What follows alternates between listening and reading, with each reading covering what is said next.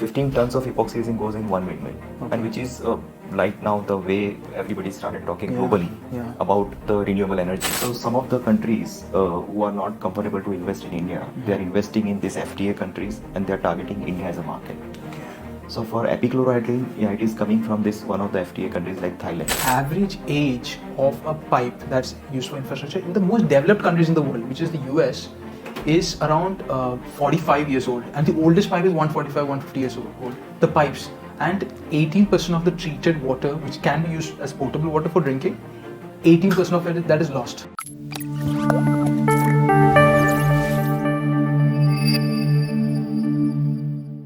Hi everyone, today we are in Ahmedabad with Epigral, formerly known as Meghmani Finechem. Today we are here with the promoter. We'll talk about the chemical industry. Chemical industry sounds very boring, but we sometimes realize, but it's not often that it clicks with us, that chemicals are in everything that we use. From the water we drink, it's used for treating and making it potable water. It's used in the toothpaste that we use every day. And even the toys that kids play with, chemicals are there as well. So today, to break it all down, to tell us more about the chemical industry, we have the promoter of one of the most renowned companies in this field, and it is Epigral. Thank you so much, Mr. Maulik Patel. It's glad to be here. Thank you. Thank you, Sreeram. First question I want to ask you is your educational journey. From what I understand, your education is strictly into chemical engineering. Then you did an MBA. So can you walk us through your educational journey, and did you do any stints prior to joining Meghmani or Epigral, and how was it like, your journey? So I started from, I became a chemical engineer. I did a bachelor's from India, from Villa Vidyanagar. And then I went for a master's of chemical engineering from USC in Los Angeles. What is USC? University of Southern California in Los Angeles. And then after I wanted to come back, but that point of time, my parents advised us that you complete the MBA and then you come, because that was a trend that point of time, that you finish your education and then take some experience and then you do MBA. So I did MBA right after my Masters of Chemical Engineering, and I think that advice, it worked very well, because when I joined the business, from the first day I know how to read a balance sheet. Because as a science background, and it is very difficult to understand the debit, credit and the balance sheet part of it. And I know very well because of that I did MBA right after my Masters of Chemical Engineering. And after MBA, I joined the business. That point of time, we have no idea. We have only two business. One is pigment and one is agrochemicals in Meghmani Organics Limited. So I move around all the plants. There was no any particular responsibility that point of time. And that time, we were doing 80% exports and 20% domestic business. And after that, then our parents thought the second generation is coming in the business. And they decided that, okay, let's do something which is domestic based. And then we are looking for a business in India, which is India centric. And then we found that, caustic soda and chlorine business, it is a growing business and it is domestic business. And then we thought about that particular business, and we go deep dive in that particular business. And we thought, Dahej was a new industrial zone that point of time. And then we take a big land in Dahej, and we decided to go for a caustic soda and chlorine plant. And so we started working on that. That's how we started a journey about, I think it is, that journey we started in 2006. So 1 year I spent with all the manufacturing units, what I sit in front of the managers, what they do, I learned, I think almost all the managers who are working in our pigments plants and the agrochemical plants. So to get this straight, you were involved in the agrochem and pigment business slightly, and you were involved in the conceptualization phase, from the conceptualization phase till today in Meghmani Finechem Epigral. Am I right? Yeah. Okay. Now, before we delve deeper into the company, the chemicals that it produces, how you've done value add, China plus one, etc., etc., I want to understand this chemical industry. Can you break it down? Because what I hear is there are basic chemicals, there are commodity chemicals, there are specialty chemicals. Can you break this down for the audience? So chemicals is a very difficult to understand in a single line. There are 80,000 different types of chemicals. That's why Government of India is also difficult to find out a PLI scheme, particularly for the chemical business. But chemically, it starts from the refinery, everything. Refinery, there are a lot of elements which is coming out, and then people make a petrochemicals, and from petrochemicals, lot of value addition. If you do it, then it comes the midstream chemicals. Okay. Midstream chemicals, then you go further down, it comes a specialty chemicals. Okay. So yeah, but specialty chemical is a common word in India, where people normally, all the chemical manufacturing companies are using right now, because India was never a strong player in terms of the petrochemicals and the midstream chemicals line, unlike US and Saudi and Korea, Japan. So we are, from the beginning, we are into the specialty chemical only, and that was the business so far we are doing in India. But now I think we are moving towards the midstream and the upstream sector as well. Okay. No, specialty chemical is a term that's thrown around everywhere, like you said. Right. Like if you look on YouTube, every YouTuber is doing top 5 specialty chemical stocks to buy because this industry is growing at 13%, 15%. But it's not a term very well understood. So what you've said, and is this right? I'm not entirely sure. Let's say minerals that is mined, and then the what is extracted from underneath the earth, it's processed like the refining, petrochem, etc. Then it's gone into midstream, then specialty. How is it? So specialty is very common word, Okay. So it can use, like right now people use, most of the chemical companies, like caustic soda also goes into the battery chemicals. Okay. But So you caustic soda you is can't say that it is a battery chemicals. So we sound specialty chemicals, it is started by every players, But normally, it is, you can say that by value, which is little higher value compared to the petrochemicals and the midstream chemicals. That is considered as a part of the specialty chemical, which is complex chemistry. Okay. That kind of thing, you can understand that it is a specialty chemical. Okay. Now to come into your company's frame, let's say caustic soda that you used to do, let's say the salt water and you say brine, you used to do electrolysis on that and you used to extract chlorine, hydrogen and caustic soda. Can I say this is basic? Yes, this is a basic chemical. Okay, that's the first part. Now, can I say the products that you derived from it, you got raw materials from the outside. Let's say you are extracting chloride, you got PVC from outside, now you're doing CPVC. Very basic example, it sounds very easy, but now can I say this is special chemicals? More value added. So this is, you can consider as a value added chemicals, yeah. Okay, so margins would be greater here, Yes. essentially, and margins would be lower on the left side. So it is I won't define as by margin, but I would say if you are an integrated player, you have a value addition, then the cyclicality will be less. Okay. Now I want to go into the basic idea about why you changed. Can you tell the story first of how this Meghmani Organics, that I think you started 1970s around this company, Right. and then eventually in 2006, 2007, like you earlier mentioned, Meghmani Finechem was born, and then it was later demerged in 2021, 2022. It was demerged. So can you tell me the entire journey? Why was this division formed? You said domestic, but if you want to add more points, you can. Yeah, sure. In 2006, it was a greenfield project. And that point of time, our the parent company, which was Meghmani Organics, the turnover was around 700 crore. Okay. And that time we have decided to go for a caustic soda and chlorine business. So we form a special additional, 100% subsidiary of Meghmani Organics Limited. Sorry, to cater to domestic, like you earlier mentioned. Yeah, for the chloroalkali business. Correct. And then we name as a Meghmani Finechem Limited. Okay. And that project was very big in terms of the capex. It was a greenfield project. The basic infrastructure was also not there. So we have to spend a lot of, in terms of size, it was big. So we decided that point of time, IFC, it is a good partner in terms of the equity as well as in terms of the debt also.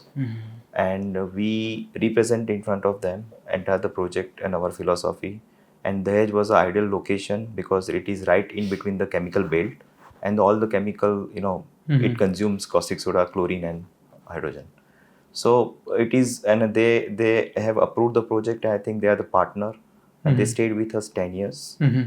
And in 2000, when the companies become independent, managed, and then that point of time we decided to demerge completely because uh, it was a completely different focus of Meghmani Finechem because it was a caustic soda chlorine business we started with in 2007. 2009 was first commission. Then we debottleneck it. We had expanded our capacity that point of time.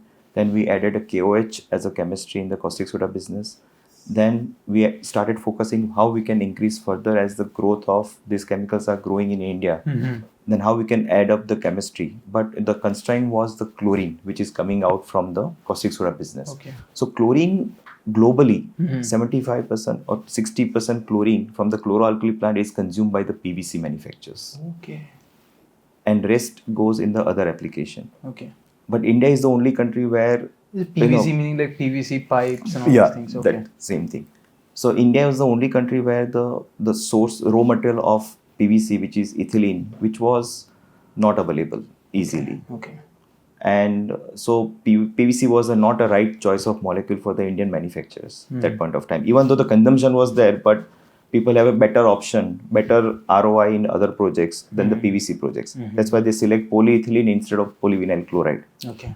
So ethylene, all ethylene is consumed by the polyethylene because the growth of polyethylene was equally in last 10 years in India. So instead of dedicating to PVC, they used to dedicate to polyethylene. That's Yes. what you're saying. So Okay. the PVC, nobody was focusing. So ethylene was one raw material, another raw material is chlorine. Okay. So chlorine has to absorb in other applications. Okay. Okay. And that's why we thought, if you wanted to grow in India in the same location where we are in the Dahej, then you have to consume chlorine by yourself.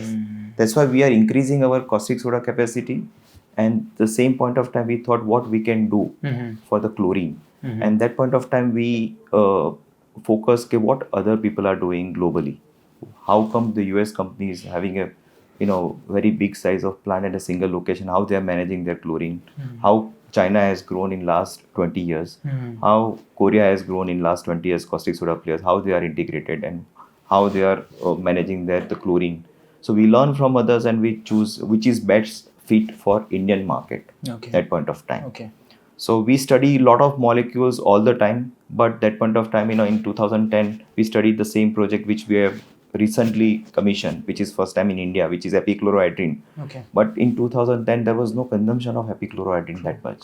The entire India's consumption was hardly 25,000 tons. Okay.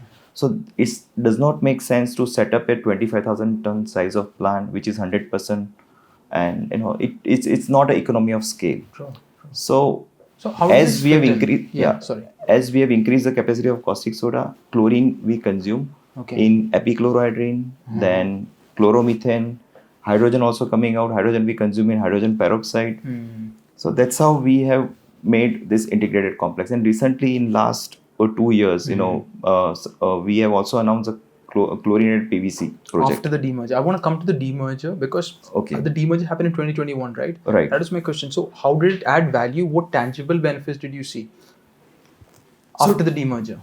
So demerge is because we are the subsidiary and of the company, and does not make sense because it is become a sizable company that point of time. Okay. And we thought it is right point of time. I think we need to demerge because both the companies it is a different line altogether. The focus is different.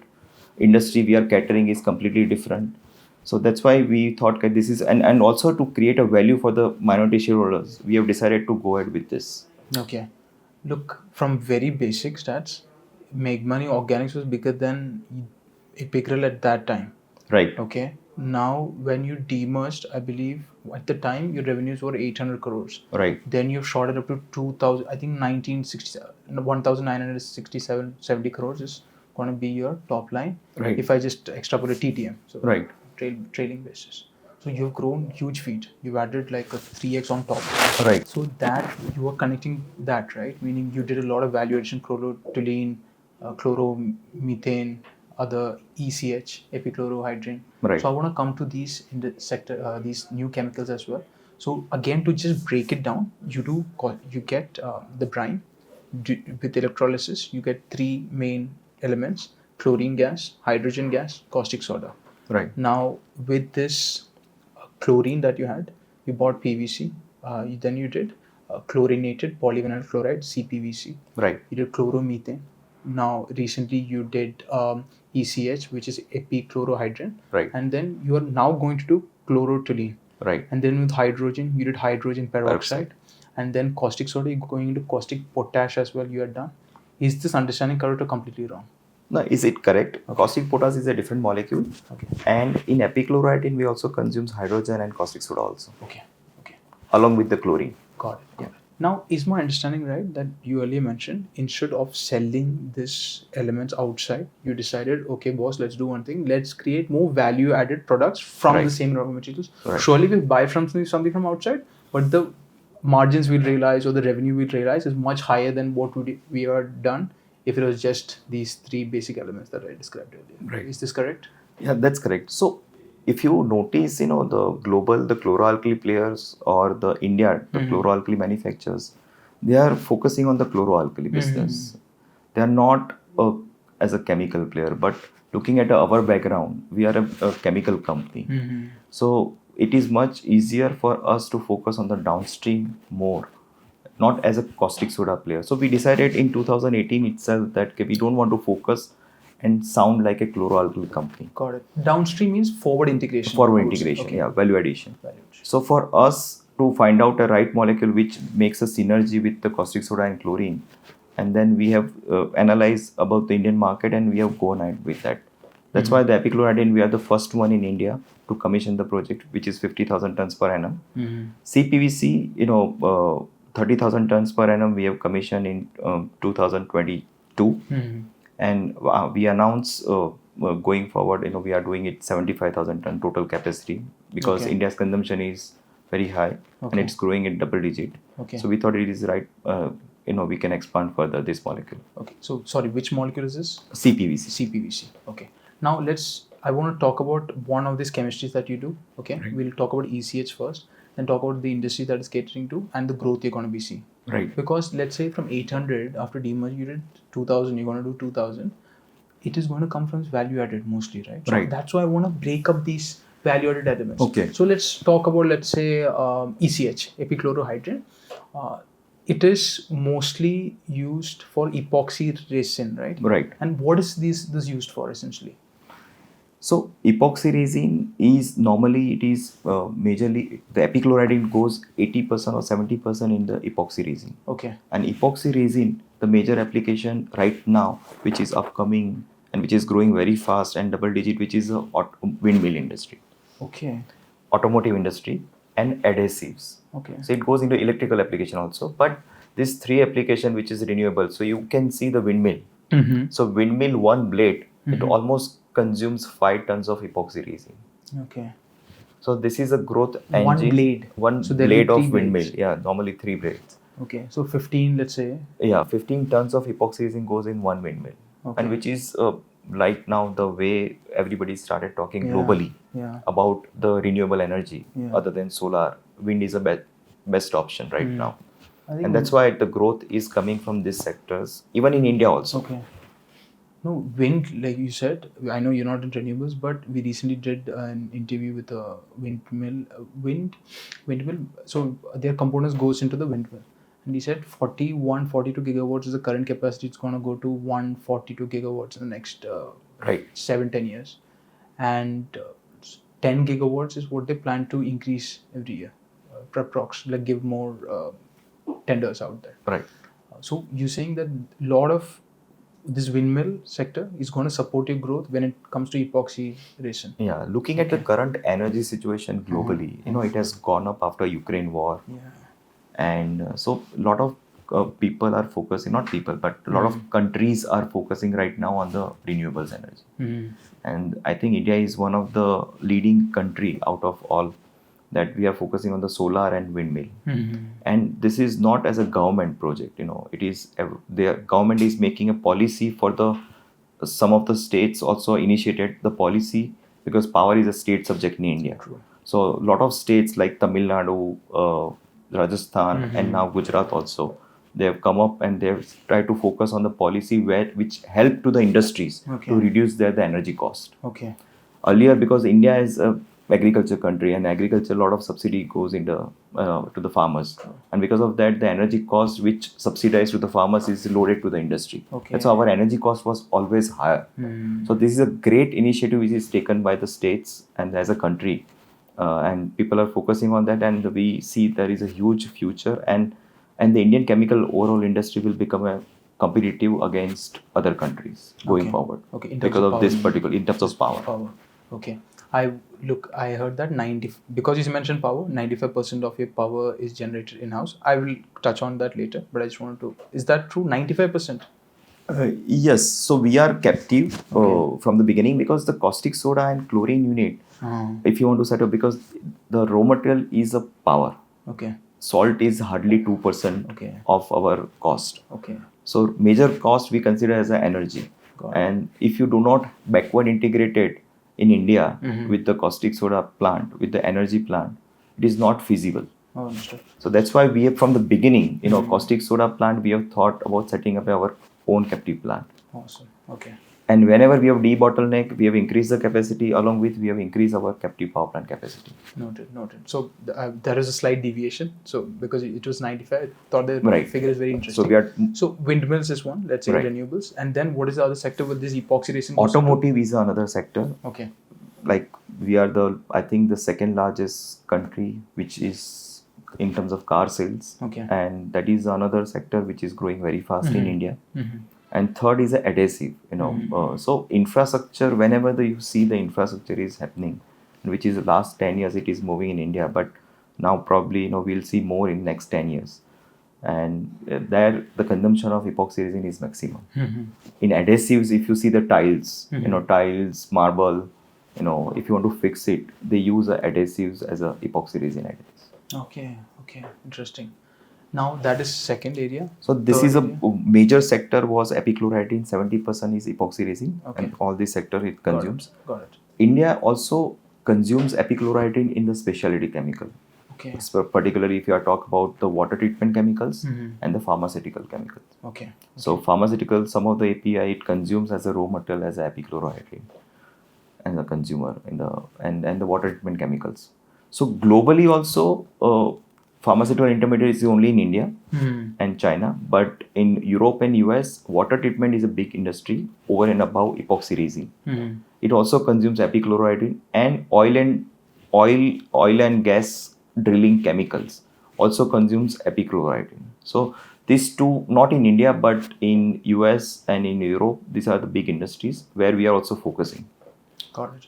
Now there was, look, what we appreciate is that we are into investing in companies that do Atmanirbhar, support Atmanirbhar, make in India.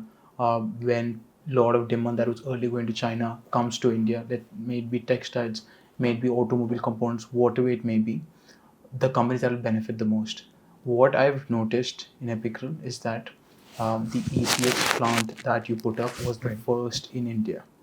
And at that time, the consumption, like you said, these specialty chemical companies, pharma, water, whatever it is, it was around 90,000 tons per annum was this thing.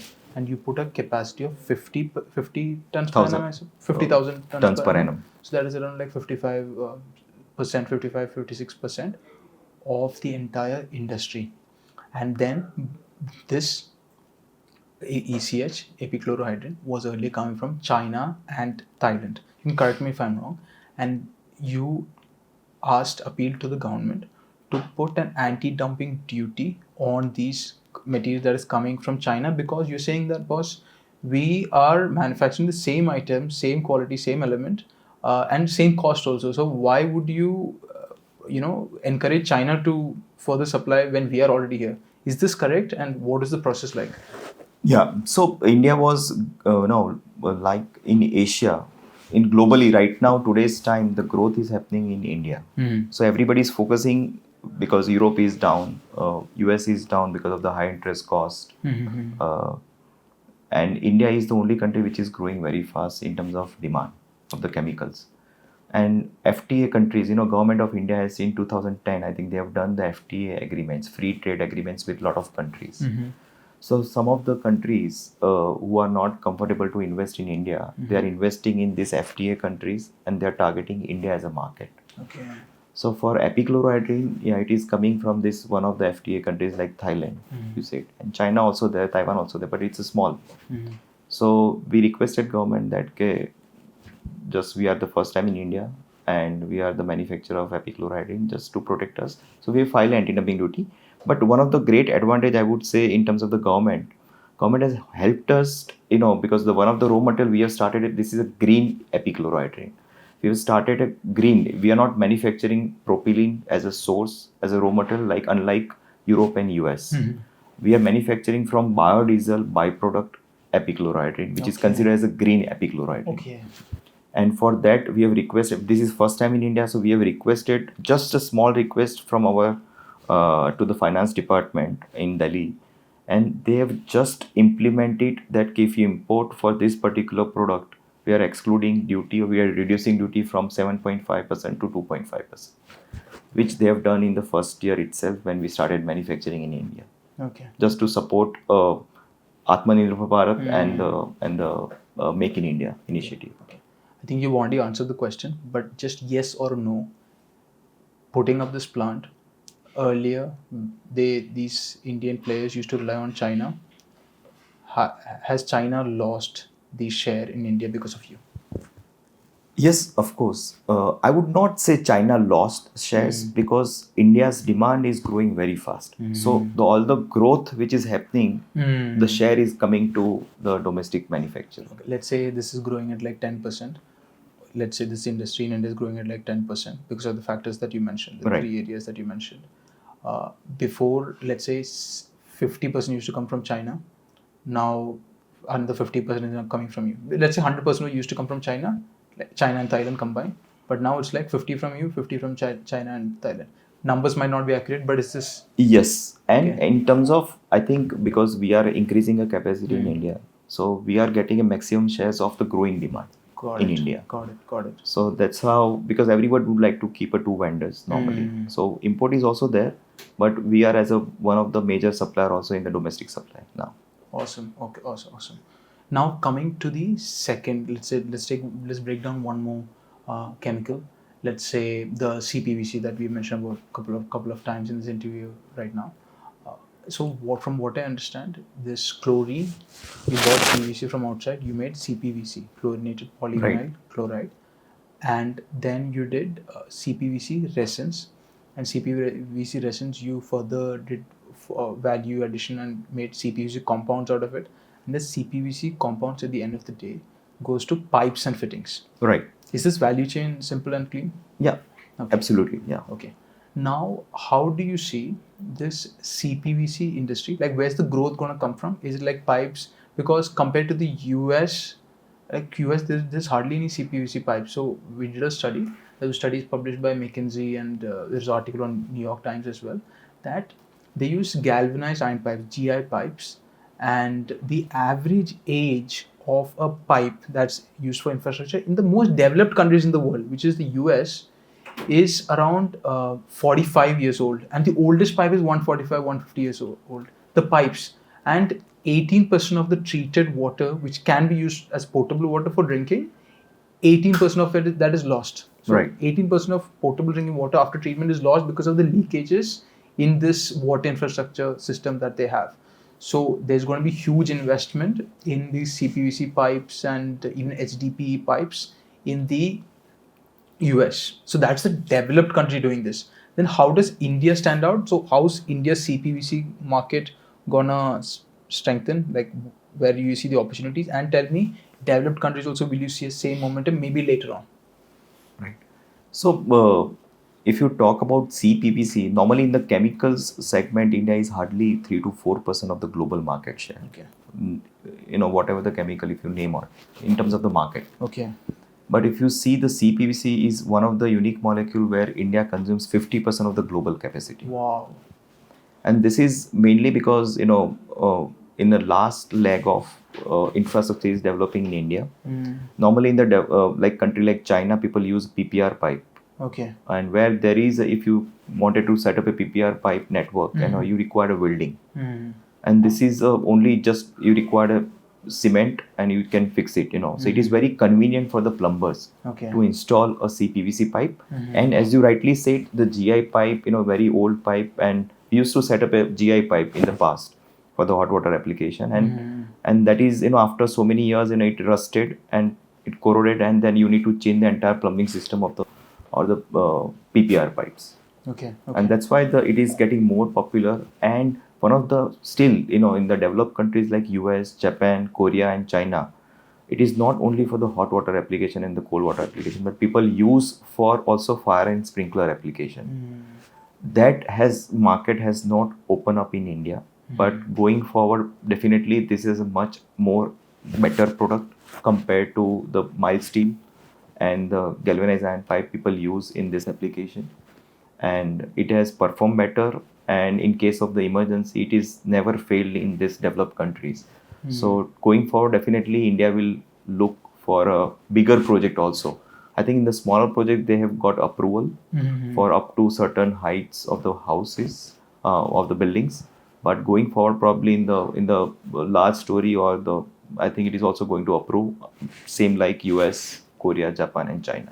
Okay. Going forward, yeah. Okay. And this is going to be another big market for India and the CPVC application. Okay, so you're saying there's a PPR that you mentioned in China. That is a type of pipes People that they use for the hot water application. Okay. Yeah.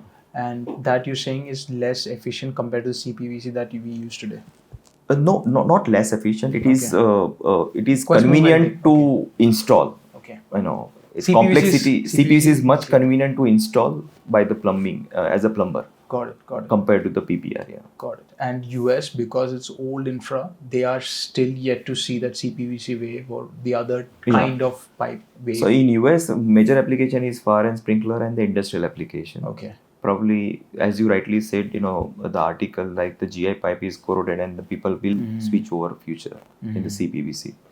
But currently, I think India is on the growth path, and the maximum infrastructure and maximum the housing sector, they are using for cold and hot both applications, they are using CPVC pipe. And we believe that going forward, it will start using in the fire and sprinkler application also. Okay. But just cold and hot water itself is a huge market right now, right? For your CPVC I pipes. just read one of the article, because a lot of private equity companies right now taking interest in the pipes and the fittings market, and a lot of acquisitions happening in this business right now. And I see I recently read an article that people are expecting this is a 65,000 crore market in India. Wow. Okay. Now tell me one thing. Like, we recently spoke to someone which is a company that is literally on the ground doing the Jal Jeevan mission, executing it, because they give projects. So they got projects from the government. And what are they using HDP pipes or CPVC pipes? Because you said it's used for hot and cold water application, but this is like drinking water application. So normally, I think this is a PVC project. Okay. It's not a CPVC. Okay. So CPVC normally it is used for hot and cold both application right now. So it is become a status symbol. If you have a CPVC, so all the good builders on all the cities, major cities, people are making as a one of the key point as a marketing tool. Okay, we have a CPVC pipe, installation in the entire building. Got it. So this is considered as a specialized something, one add-on factor, for the cold water also. It is necessary only for the hot water application, but people started using for the cold water also. Okay. No, so governments essentially what they try to do is connect infrastructure first Right. to all cities, tier 3, tier 4, tier 5, and then get them electricity. So electrification rates in India is now 99%. Right. Like this state is 100%, Gujarat. And then get the Jal Jeevan mission. Through Jal Jeevan mission, get potable drinking water to all household taps in India. Right. So when they started the project, it was below 40%, like only below 40% of the households had potable drinking water in their taps. Now it is like 75%. I think Gujarat is like 100%. Right. And Arunachal Pradesh, Himachal Pradesh also at like 100%. UP has around like 70-75%. Right. But so like water infrastructure, pipes, fittings, that is growing now. Because Yeah, so as a customer of ours, we communicate with them on a daily basis, and we find it, initially the pipe and fittings market was on the western part of India, Okay. and then definitely the IT industry came. That's why the south of India has also picked up very well. But now, if you see in last 10 years, people have, because pipe is very difficult to transport. Transportation cost is very high. So all the pipe manufacturing people, they have multiple units, and that's why they have focused on the eastern part of India. So they have now an infrastructure in the eastern part of India. They have their plants. Okay. They are expanding to Assam now. And recently, I heard a lot of people, they are putting up their plant in Bihar and Jharkhand and UP also. Okay. So next phase of piping manufacturing growth will happen in Bihar, Jharkhand, and UP region. No, true, because the penetration currently is very low. Low, Like right. these states that you mentioned, right? It's all below the 75% overall. Right. So, and so now just dialing back and circulating on the same point, the CPVC you do, CPVC resin, CPVC compound, that goes into, like, let's say companies. I'm not mentioning your customers, but companies like Astral Pipes or Ashirwad Pipes who do CPVC pipes. It's correct value chain, right? That's right. Yeah. Okay. Then I want to come to ECH, because the anti-China. Just dialing back, ECH. When you went to these players that, boss, I have a new product that is India made, okay, for the first time ever.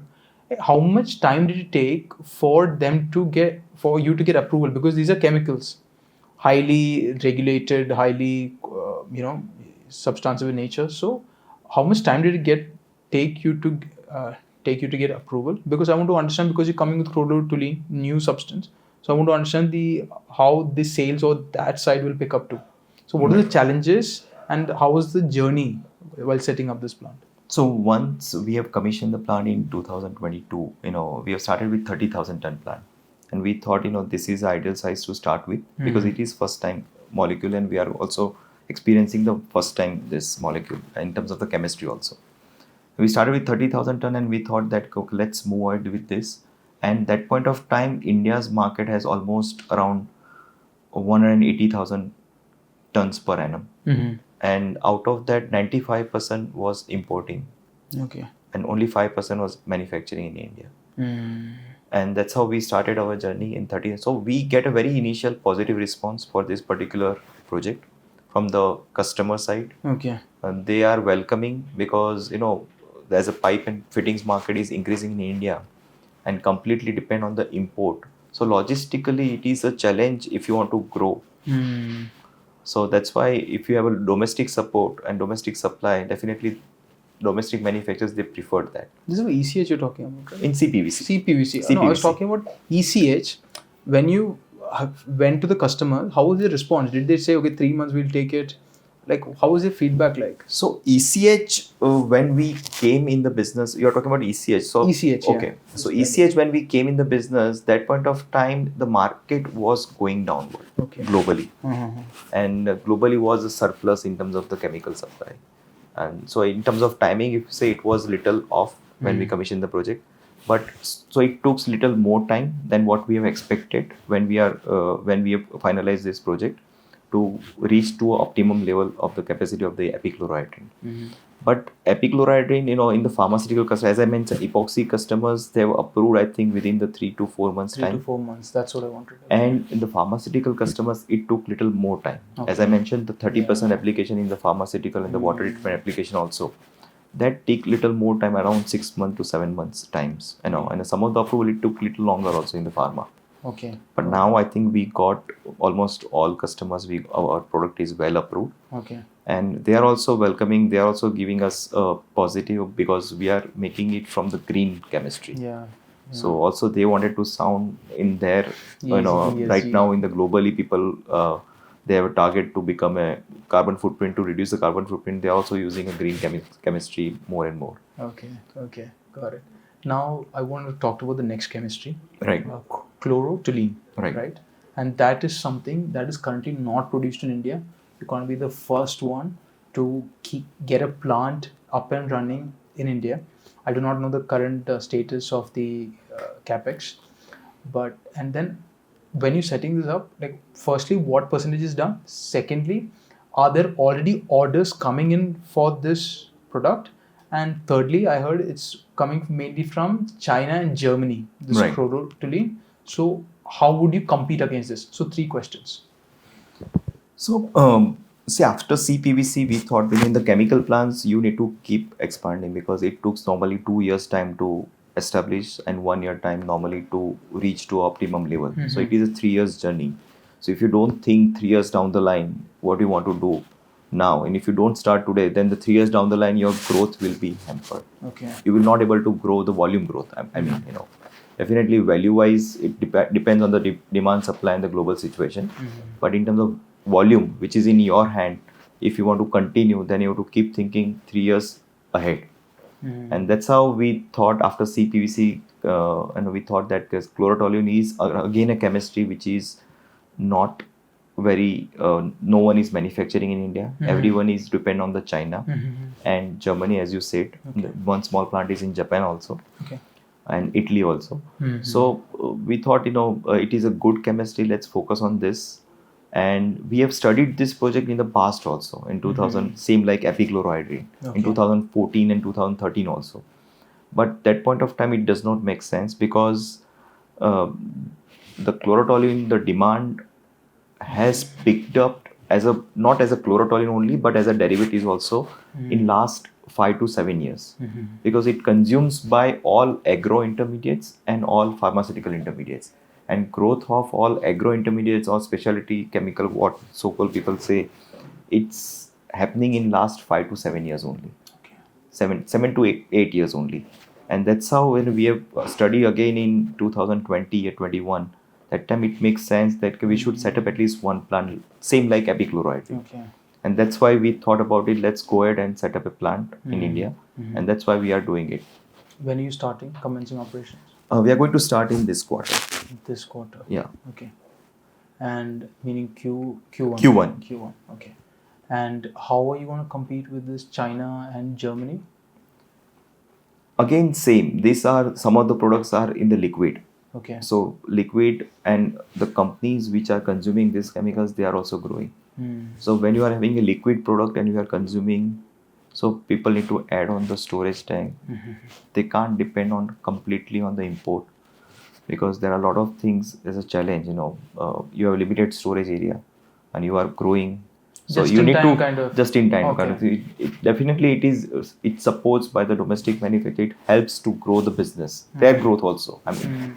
Oh, but then look, if I am getting something for 200 rupees from Germany, Right. and you are charging me, let's say, 250 rupees, Right. I can bear 25 rupees in warehouse costing, no problem. Right. So I'm saying that the pricing, is it going to be similar? Because from what I understand, ECH was like a 5 rupee kind of difference, very minor, Right. and completely made sense for you to appeal to the government. Right. Funded immunity. The chlorotoluene, can you compete on the price? See, I believe these are the major application is agro intermediate and the pharmaceutical intermediate. Okay. And as India is very strong in these chemistries, specialty chemical intermediates, we are very strong. And going forward, last 5-7 years, like all multinational companies like BASF, Bayer, Syngenta, or Corteva, all they prefer their first molecule which is launched, new molecule which is going to be launched, they are outsource or manufacturing in India. That's their first priority. Okay. That's always their first priority. So we believe this demand of this chlorotoluene and its derivatives will going forward, it is going to increase further. And that's why we have set up this plant right now, and our focus is to keep doing the value addition, depends on the customer requirement going forward. No, I've seen a big transition because, like, in last 3 years, you've done 2 new chemistries that is completely wiping out a large chunk of China's. Meaning, it won't hurt them, but at the same time, you're replacing a part of China, Germany, Thailand. A lot of import you're actually replacing with these 2 new chemistries that you did in the last 3 years, and that's a great. I mean, that is we're really supportive of that entire thesis. Yeah. So I would say, if you want to become India's industry is compared to the global scale is a mid-size or small scale compared to, but if you want to be a large scale industries, you can't depend on 100% on the import, and you can reach to a global scale size of plant. You need a support from the domestic industry, and that's why we are moving towards it. And going forward, we see more and more companies going to become a bigger and bigger going forward. The existing chemical companies, and they need a support of the domestic chemical manufacturing, and that's why we are focusing on those kind of chemistry. Okay. Have you ever been to China?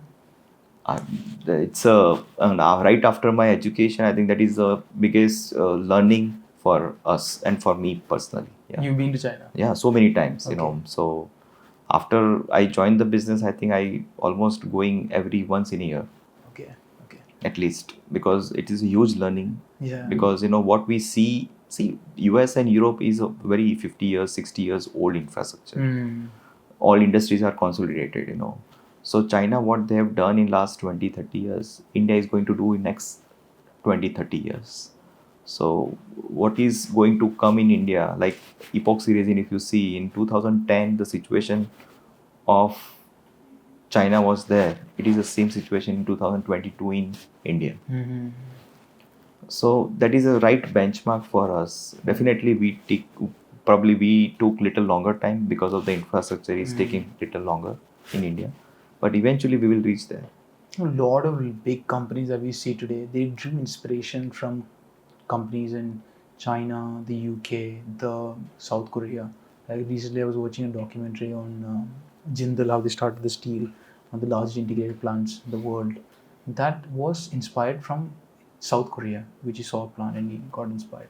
So I just want to understand, like, are you like China? They say we speak to a lot of manufacturers, a lot of businessmen, and they say that China, they have a lot of consistency in their product compared to India. We're not able to get the consistency. So your product, does it have any issue, or like are you able to supply the same consistent high quality product to the end customer? So nowadays, quality is a first priority. Without quality, I don't think so you can survive in today's time. The world has become so transparent now. So if you don't have a right quality, it's very difficult to survive in the market. So quality is the first step. You have to achieve it. Then and then only you will get a as an additional vendor, as a support from the all customers. If you don't reach to a quality, then there is no hope. So I think it is not like 15 years back. If you have a average quality, and then still people will accept it, and that is not the case in today's time. The simple phrase "cheap costs more." That is a simple phrase which you rightly pointed out, that you need to give good quality for you to have good business in the future from new vendors, international players. So I would say quality is always there, Yeah. and how you have to give, because you become a competitive Yeah. and give a benefit to the customers. I think that is the way forward. Yeah, that's how I think we learn from China and all Asian countries. Now, from since the start of the interview, we talked about you. Then we talked about a bit about like breaking down the chemistries, etc. And we spoke about your company, the sectors that you cater to. But then I'm hearing a lot of sectors. Like we discussed on windmill, and we discussed on the pipes. Then pharma. So there are a lot of sectors. But can you tell me which sectors are you mainly exposed to? I do not want numbers, but like top 3 sectors that you're exposed to. Depending on their cyclicality, it will impact your business. So one of the key focus in last 5 years, changing up, value addition, we are going ahead. It is also diversifying our end users also. Okay.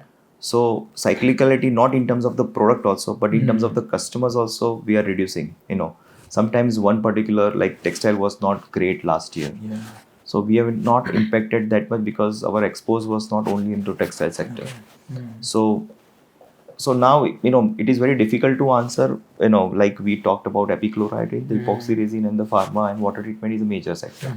Same hydrogen peroxide, the textile and the paper and the chemical is another sector. So for each molecule, we have a different end users and different. But if you say, who are our major customers, I think the all chemical manufacturing companies which are growing, that is our target. Okay. And that's the all specialty chemical companies which is growing. I think that is the major market. Okay. Going to grow going forward. Got it. So the products are basically being supplied to other chemical companies that does further value addition instead of just like sectors. I mean, you did say a couple of sectors like windmill, etc. But essentially, this Was it the chemical companies? Going into like epoxy resin is a chemical plant, Yeah. right? So that is agrochemical, pharmaceutical is also all kind of chemical plants, but they all consume our products. To be very precise, I think you can say the CPVC is a different company. Yeah. It is not in the chemical segment; it is only in the pipe and fitting segments. Yeah. So that's why we are well diversified as a company, and that's why it reduces the cyclicality in terms of the numbers also. Okay. Going forward. Okay. Okay.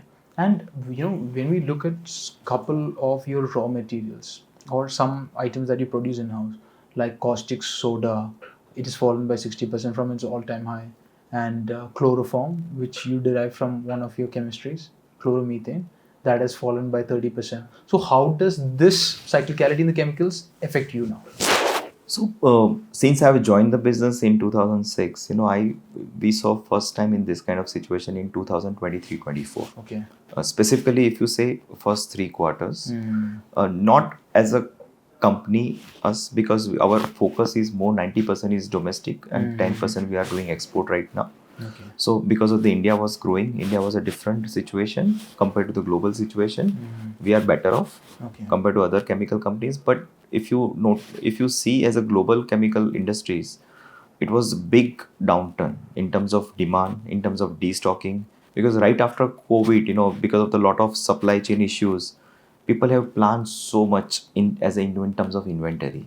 All European companies or US companies, and that point of time the interest rate was also almost zero in those countries. So there was no pain in terms of the working capital. In last year, what happened? Right after the COVID, excess supply, excess inventory, and the same time the interest rate was very high in the Europe and US also. So they have a pressure in terms of the working capital also, and lot of projects in China also. It was curtailed. It was slow in terms of commissioning because of the COVID situation in China. It was commissioned. Okay. So suddenly the demand was gone down because of the supply chain problem has sorted out right after the COVID, and the demand supply was excess. Yeah. No, so And demand was down because of interest rate increase, etc. So people are planning just in time kind of thing, less inventory. Basically, Same time, lot of issues in terms of agro. There are lot of what do you call, in terms of the season was not perfect in many countries. Like agro is a big, as a Brazil, Argentina is a big export from India. Okay. In terms of agrochemicals, Okay. No, sorry, it comes from there or goes to there? From here to there, Okay. in terms of the agrochemicals. Okay. So that was not perfect in that point last year. Okay. And still, a lot of inventory is going on in many companies. So basically, demand reduced, hit rock bottom, supply increased because of the commissioning of new plant, China, that's etc. right. Yeah. Okay. Now you had mentioned that this difficulty is the worst you've seen in last 15 years. Right. Okay. You say that because of demand supply get that point, and at the same time you said that we expected things to get better in H2, but we are postponing that expectation. Maybe from Q3, Q4 we're expecting of last financial year you had mentioned. So why do you say this is bottoming out? Like, what are the indicators that's telling you, okay, boss, this tough phase is over, now it's getting better? So in terms of global is a different situation. Okay. In terms of India is a different situation. In terms of end user on segment is also, I think I would say it is a different situation. Like textile was not doing good in last year, Q1, Q2. It's entire 1 year, if you see. But in Q4 onwards, I think it has started doing good because of the domestic demand has picked up. The season's picked up. Festival season has come up, and the inventory has gone dry. So textile was started doing good. Same thing, epoxy resin, as I mentioned, everyone is talking about the renewal. Globally, if you book a windmill today, it is difficult to commission before 2025. Okay. So when we did a hybrid project, solar and windmill project to reduce our energy cost based on the new policy, that time we have commissioned the plant, all windmill and everything, we have commissioned the plant in 6 months time. Okay.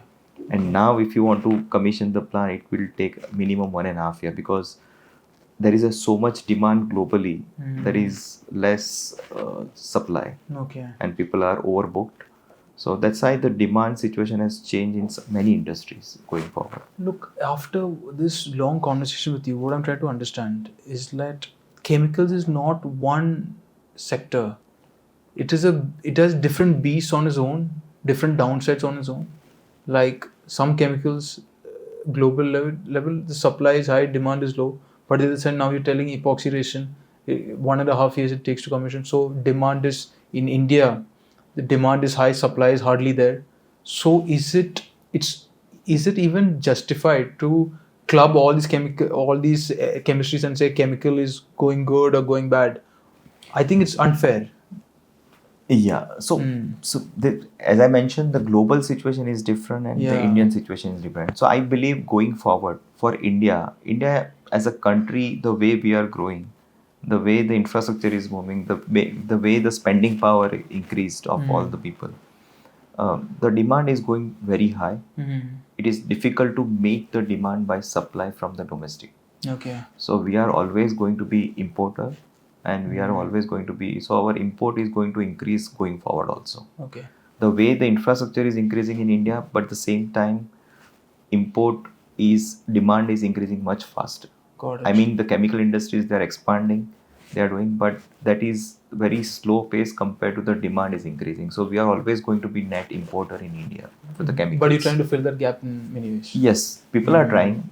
Everybody is focusing on the expansion. We are also expanding. We are focusing on the domestic more now. But still, the demand is growing much faster than the supply in India. True.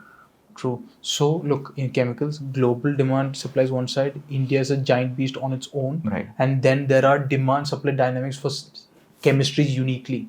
Like one chemistry would be doing good, the other chemistry would be Not doing doing good, superb, yeah. maybe doing really it's different for different chemistries. Is that right now? That's right. Okay. So if you see, last 1 year it was a challenging time for all the chemical companies, but some of the sectors has done really well. Yeah. And as I mentioned, the textile has picked up, but still the agrochemicals segment is still struggling. It will take another probably 3 to 6 month time to come to original level. But other sectors has picked up very well, and I think it is moving. So every sector has a different, but India is in the bright spot, and I think going forward it is for us as a domestic manufacturer, I think will be better compared to the world situation. Like now coming to China, we did a number crunching. So India's export to the world is around $24 billion, and this is I think FY22 or FY23, and China's export to the world is close to $240-250 billion, Right. literally 10x. And essentially, if we just get 10% of China's export share, our industry would double from here. And like you are one of those companies that is doing forward integration, value adding. I completely get the growth oriented side of the business. That's great. And you recently set up an R&D facility also to further see, okay boss, what can I do further, Right. like maybe more value addition, maybe more import substitution. Like, can you just talk about the R&D facility a bit? Yeah. So R&D we have started in near our headquarter. Okay. That we have commissioned the plan, commissioned in just 3 months back, and there our focus is to focus on the niche molecule and the specialty molecule. Today, right now, we are focusing on the chlorotoluene chemistry. We have we are going to commission in this quarter the chlorotoluene chemistry, but our focus is to going forward. We are going to add value-added product from the chlorotoluene itself. Okay. So there, our R&D is working right now. Okay. And so our focus as a chemical player, we are going to work towards the specialty high-end molecule also, and we are going to focus on the import substitute molecule also going forward. Got it. So we don't, as a chemical company, we don't want to be only in the chloroalkali and the derivative segment only.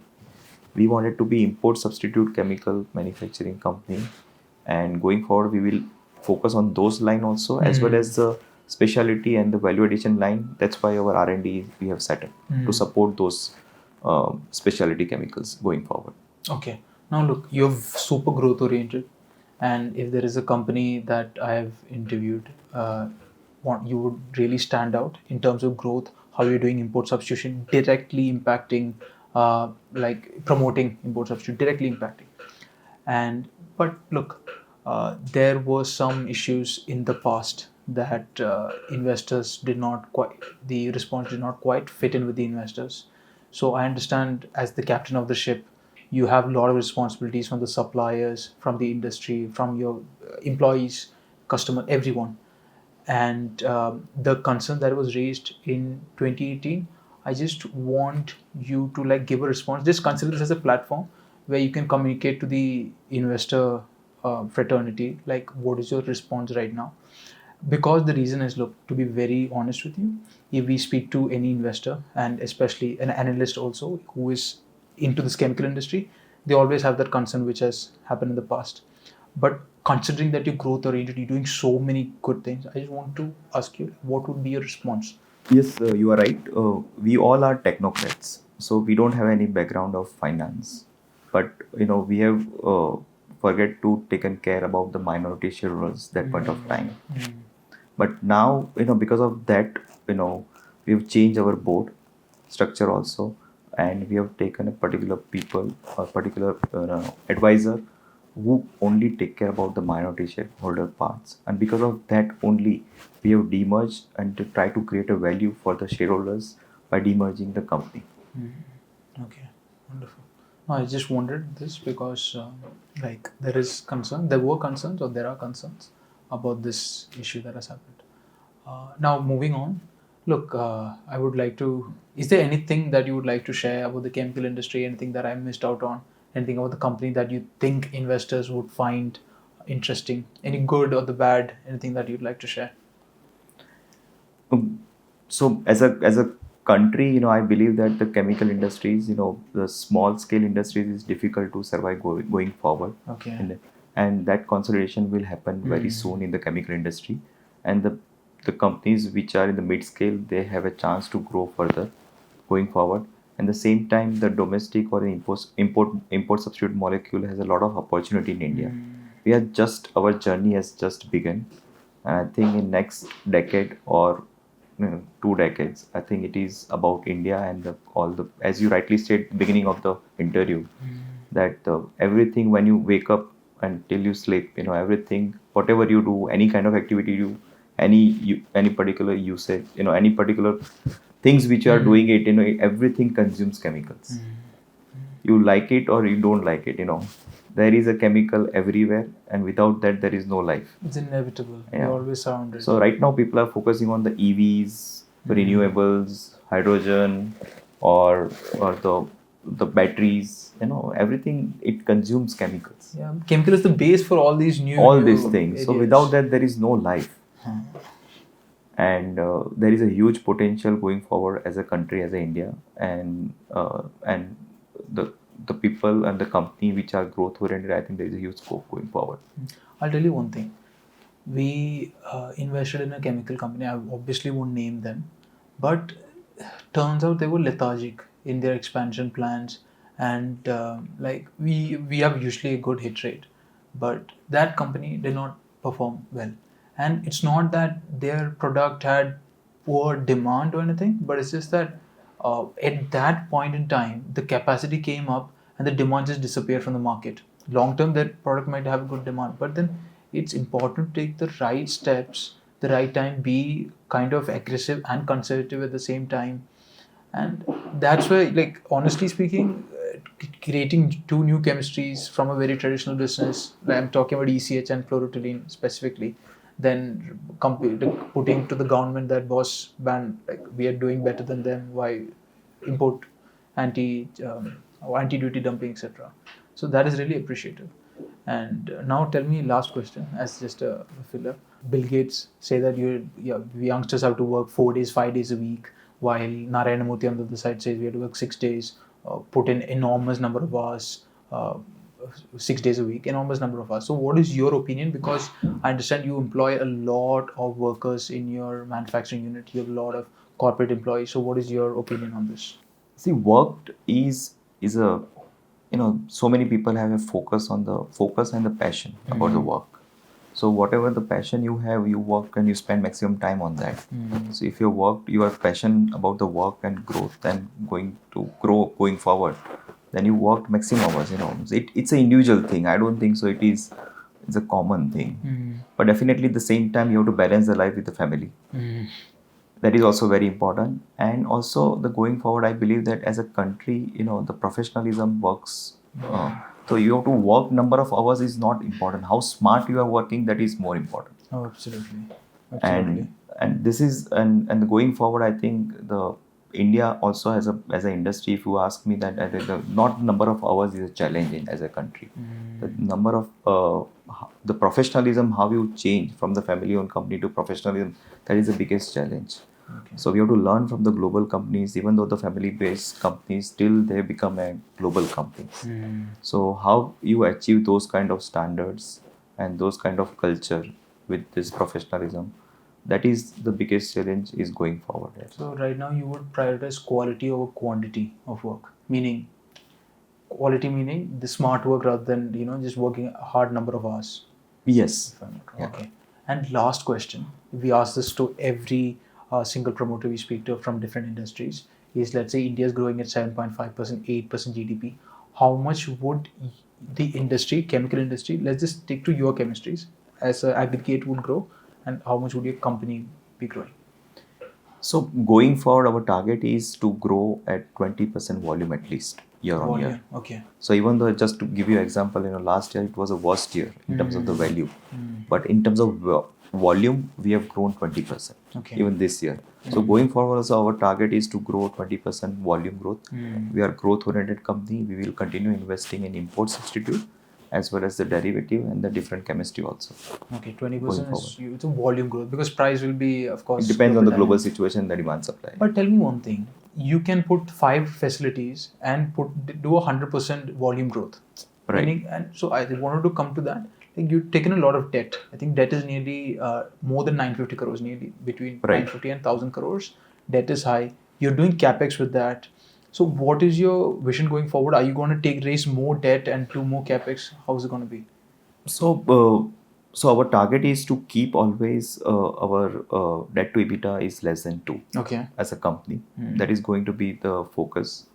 And as you rightly said, currently our debt, including working capital, is around 950 CR. But going forward, our company and the size of the balance sheet will grow. But the debt will remain almost, absolute value will remain almost same. Okay. So in terms of the percentage, it will go down. Okay, got it. But now, do you plan to be like super aggressive further on? So if opportunity will come in the going forward, definitely we will invest more also in going forward in the different chemistry also, import substitute, because there is opportunity in India. Okay. All global companies, they are eyeing on India as a growth for next 10, 15 years or 20 years. Then definitely as a domestic company, if we have an opportunity, definitely we will focus on more growth in India. Okay. And we will focus on the more capex going forward. Okay. And for that, if we require to do any QIP going forward, we are also open for that time. Got it. All right.